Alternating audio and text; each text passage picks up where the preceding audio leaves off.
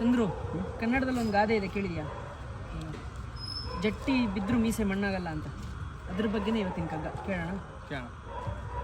ಅಡಿಜಾರಿ ಬೀಳುವುದು, ತಡವಿಕೊಂಡೇಳುವುದು, ಕಡುಬನುಂಗುವುದು, ಕಹಿ ಮತ್ತ ಕುಡಿಯುವುದು, ದುಡುಕಿ ಮತಿ ದಪ್ಪುವುದು, ತಪ್ಪನಪ್ಪೆನ್ನುವುದು, ಬದುಕೆಂಬುದಿದು ತಾನೆ ಮಂಕುತಿಮ್ಮ.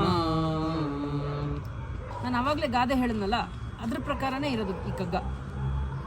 ಏನಂದರೆ, ಈಗ ನಾವು ಏನೋ ಪ್ರತಿನಿತ್ಯ ಮನುಷ್ಯ ಅಂದಮೇಲೆ ತಪ್ಪುಗಳನ್ನು ಮಾಡ್ತಾನೆ ಇರ್ತೀವಿ. ಆದರೆ ನಿಜವಾದ ಪದ್ಧತಿ ಏನಿರಬೇಕಂತಂದರೆ, ತಪ್ಪು ನಡೆದ್ರೆ ಅದನ್ನು ಒಪ್ಕೊಂಡು ಸರಿ ಮಾಡ್ಕೊಂಡು ನಡಿಬೇಕು. ಆ ತಪ್ಪನ್ನು ಮತ್ತೆ ರಿಪೀಟ್ ಮಾಡಬಾರ್ದು. ಈಗ ಗೊತ್ತಿರುತ್ತೆ, ಕಡುಬು ತುಂಬ ತಿಂದರೆ ಅಥವಾ ಸಿಹಿ ಏನಾದರೂ ಆಹಾರ ಎಣ್ಣೆ ಪದಾರ್ಥ ತುಂಬ ತಿಂದರೆ ಹೊಟ್ಟೆ ನೋವಾಗತ್ತೆ ಅಂತ. ಆದರೆ ಚೆನ್ನಾಗಿ ತಿನ್ಬಿಡೋದು, ಆಮೇಲೆ ಔಷಧಿ ತೊಗೊಂಡ್ರಾಯ್ತು ಅಂತ ಔಷಧಿ ತೊಗೊಳ್ಳೋದು, ಈ ರೀತಿ ನಾವು ಮಾಡ್ತಾ ಇರ್ತೀವಿ. ಇದು ಎಲ್ಲರ ಬದುಕು ಇದೇ ರೀತಿ ಇರೋದು. ಆದರೆ ಗುಂಡಪ್ಪನವರು ಈ ಕಗ್ಗದ ಹಿಂದ್ಗಡೆ ಒಂದು ಸಲಹೆಯನ್ನು ಕೊಡ್ತಾ ಇದ್ದಾರೆ.